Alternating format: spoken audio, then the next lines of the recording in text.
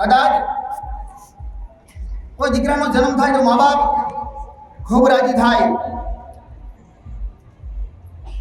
કદાચ દીકરીનો જન્મ થાય તો મા બાપ કહે કે લક્ષ્મી, અમારા ઘેર લક્ષ્મીનો અવતાર થયો, અમારા ઘેર લક્ષ્મી આવી.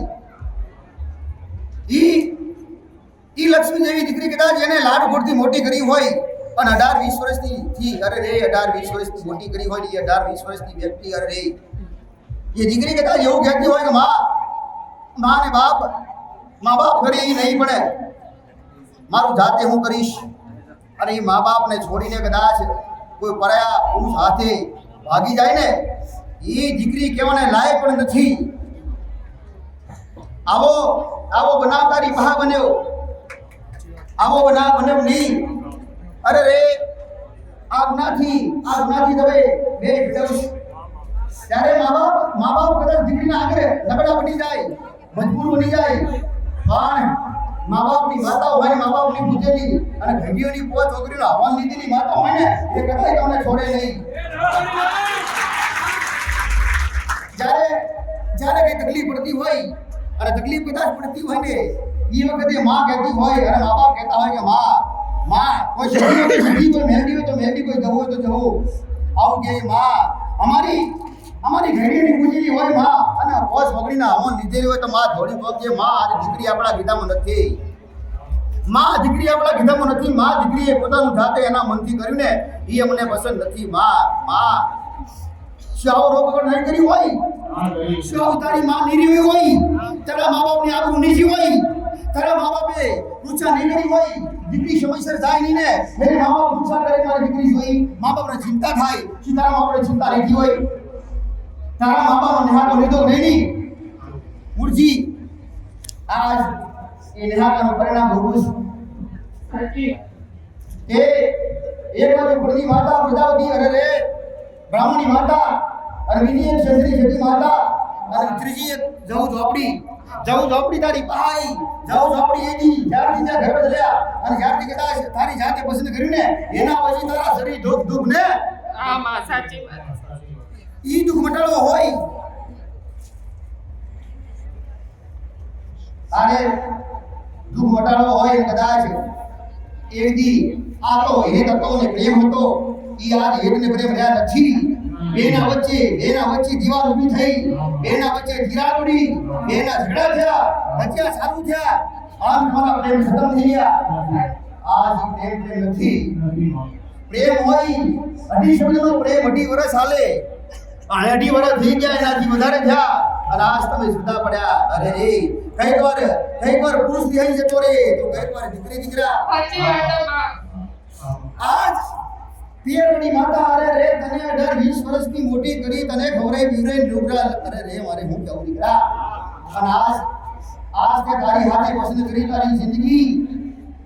અરે દીકરીના સંબંધ જ્યારે કરતા હોય પહેલા દીકરીના સંબંધ કરે અને કદાચ એનો ઘરવાળો આવ્યો હોય ને તો દીકરી હંતાઈ જાય, મોઢું લઈને ને મોઢું દેખાડે નહીં, ઘરમાં હંતાઈ જાય, આવી શર્મિંદી શરમાઈ જાય. અરે રે કોઈ વ્યક્તિ બાપ તો ઠીક, માં તો ઠીક, પણ આજુબાજુના પડોશી કદાચ જોતા હોય ને તો એના પતિને વાત ના કરે દીકરા. આવી મર્યાદા હોતી ત્યારે દીકરીઓ સુખી રહેતી અને દીકરીઓના મોટા ભાગે 2 ઘર થતા નહોતા દીકરા. અને આજ ત્યાં તારા મા બાપનો ગુનો કરશો હાસુ ખોટો, તારા મા બાપને આબરૂ છે હાસી ખોટી, તારા મા બાપને આબરૂ કઈ છે આલીશ, તારા મા બાપને એની દીકરી કેવી રીતે મળશે.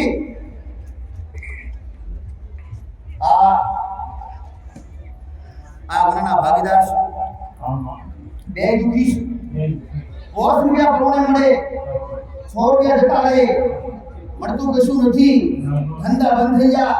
મારી પહાતી કદાચ ટેકો મળે, મમતાથી મળે તો રોટા ભેળા થવા. પણ એક સમય કોઈ ભાડી ના હોય, આવો સમય બનાવનાર હો તો જવું નોકરી. હજી વડું તો વળી જાજો. કદાચ સંતાનની પ્રાપ્તિ થવા દેતી ના હોય ને તો જવું માતા, જવું ઝોપડી. જા મેં તો તને ગોત્યા નહીં, મેં તો તને માતાએ ઉજારી અને માતાનો ધણી ઉજાલ્યો અને ધણીનો હું ગુનો કર્યો એ કીધું. હવે ગુનાનું સમાધાન તારે કરવાનું. હા માં. હા. જાઓ. હા. રામ રામ રામ. તારા મનની આ દીકરી તું ભલે મારી ભાવિક હોય, આ દીકરો તું મારો ભાવિક ભલે હોય, જબરો ભાવિક હોય, મારા વગર રહી ના આગતો હોય તો હું તને સમાધાન બતાવું. જવું ઝોપડીને ધક્કો મારી કાઢી નાખું, મારો કોઈ અધિકાર નથી. ઈ તો એની દીકરી માટે આવી, એમને માઈ નથી.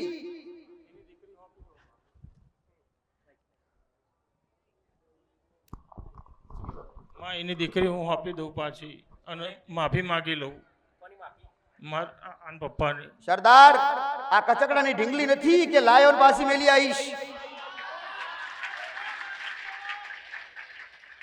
આ સમાધાન કરાય. શું ડબલ ન્યાકો નહીં લાગી? માં તમે એક બતાવો. ગુનો તો થયો, પણ હવે ગુનો બીજો થશે. જે ન્યાય કરે, જે વ્યવહાર કરે ને એ સમજીને કરજે. માં તમે એમ ને બતાવો. એમ એક બાજુ એક દી મા બાપ નો ન્યાકો એ દી લાગે તો કે લઈને હેડ્યા તા ઈ દાડી, અને હવે મેલવા જઈશ તો ડબલ ન્યાકો લાગશે. આખી જિંદગી ભોગવવું પડશે. બરોબર વિચારી અને સમજી અને આનો નિર્ણય લેજે ને ન્યાય કરજે, નહીતર તને કોઈ છોડાઈ શકશે નહીં. તો માં તમે સમાધાન બતાવો મારી. વગર નંબર બેઠો, આ તો નંબર લખાઈને વગર નંબર બેઠો મૂર્ખના સરદાર. તારા ભાવથી કીધું નંબર વાળા બાપડા હજુ એમને હું ગાલે. નંબર લખાઈને બે માં તમે સમાધાન બતાવજો. સમાધાન જાતે ખબર પડે કે ના પડે. પેલા તો પસ્તાવ કરના માથું પછાડ, માથા પછાડ.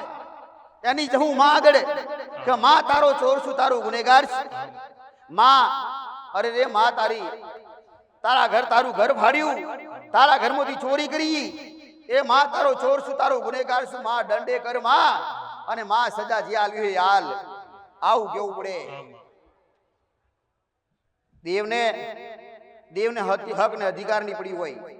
એના મા બાપ કદાચ દરેક ને દીકરીના મા બાપ હોય ને એટલે અમુક સમય થાય, 2, 3, 4 વર્ષ થાય ને એટલે ઈ જે ગુનો કર્યો હોય દીકરીએ એ દીકરીનો ગુનો ભૂલી જાય મા બાપ અને જતો કરી દે.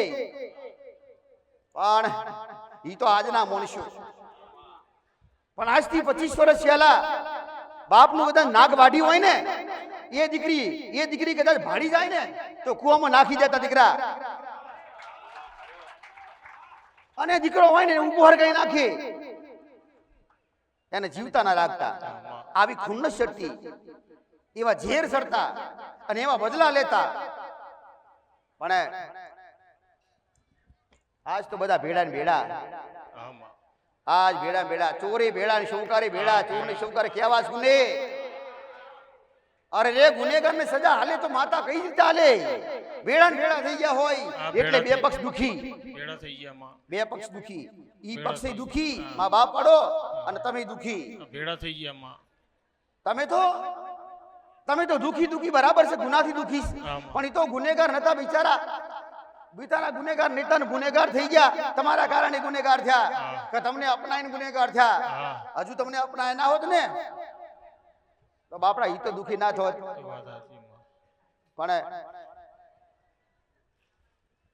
એક પક્ષ તું, એક પક્ષ, બીજો પક્ષ નથી. મારે તાજવું મિલાવું હોય તો કરતી મિલાવું. એક પક્ષ, બીજો પક્ષ લઈને આવું. જા. બીજો પક્ષ લઈને આવું માં. હવે કોઈ દી કહેતી નહીં કે મને પેટમાં દુખે, મને માથું દુખે, મને આ દુખે. એનું કારણ જણાવ્યું મેં. હા જણાવ્યું માં. હા જણાવ્યું. હવે તારે દુઃખ ના પૂછતી, હવે આગળ વધવાનું કરજે, નહીતર આખી જિંદગી ભલે જા. બીજો પક્ષ લઈને આવું.